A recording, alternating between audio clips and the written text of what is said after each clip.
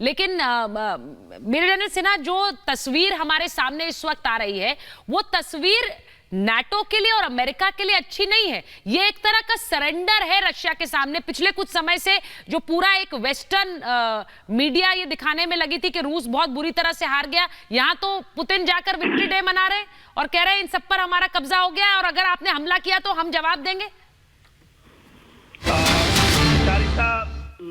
जो चीज मैं बताना चाहता हूं सामरिक दृष्टि से, रेटरिक को हम छोड़ देते हैं जी, तो मेरा ये मानना है कि नाटो भी और अमेरिका भी एक अच्छी रणनीति की तरह उन्होंने काम किया है और वो बहुत सातिराना है। वो जिसको कहते हैं ना एक कि आपने यूक्रेन को पूरा का पूरा उसमें झोंक दिया। मगर प्रॉब्लम किसकी है इसमें? एक सच है, वो है आपका जो ये जेलेंस्की साहब है।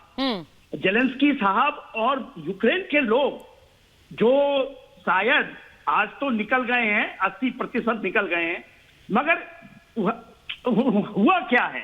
देखिए, वो अपने इंटरेस्ट जो स्ट्रेटेजिक इंटरेस्ट उसके ऊपर में कार्रवाई होती है, चाहे नाटो हो अमेरिका हो, हम उसको भले ही मानवता के ऊपर में हम उसको गालियां निकाल लें, मगर जियो स्ट्रेटेजिक सिचुएशंस की जो लड़ाई होती है, जो स्ट्रेटेजिक वो इसी तरह की होती है। तो देखिए, ये जद्दोजहद है। इस जद्दोजहद में कोई ऐसा नहीं होता कि मानवता का एंगल होगा, ये एंगल होगा, ये सब कहने की बातें, ये सब केवल हम टीवी डिबेटों में करते हैं।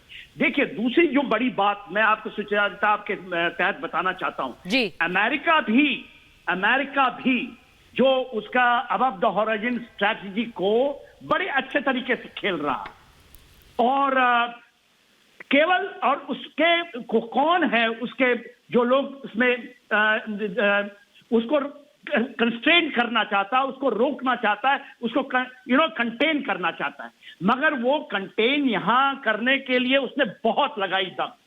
मगर आप ये मानिए, जहां पर 60 मिलियन कहते हैं रशियन सेकेंड वर्ल्ड वॉर में, क्योंकि जब जर्मनी ने उनको रोका था तो मैं बार बार ये कहता था कि रशिया का जो एक अंदर पुतिन का केवल नाम तो आता है, उनकी एक जो अपनी निछावर करने की एक ये होती है, क्योंकि उनकी ठेस लगी है। यदि पुतिन कहते हैं कि जिस तरह नाटो का विस्तार करके आप ला करके पुतिन के उसके सिक्योरिटी कंसर्न को, और भारत भी यही कहता है कि हमारे मोदी साहब से हम भी कहते हैं कि उनके सिक्योरिटी कंसर्न को नहीं, नक्शा बदल देना। एक सेकंड लूंगा और नक्शा बदल देना। नक्शा तो चीन भी बदलता है, नक्शा तो नेपाल भी बदलता है, जब वो कहता है लिम्पिया धोरा हमारा हो गया, काला पानी हो गया। मगर ये नहीं होता नक्शा बदलने के लिए भी, और भारत को बहुत बड़ी सीख है।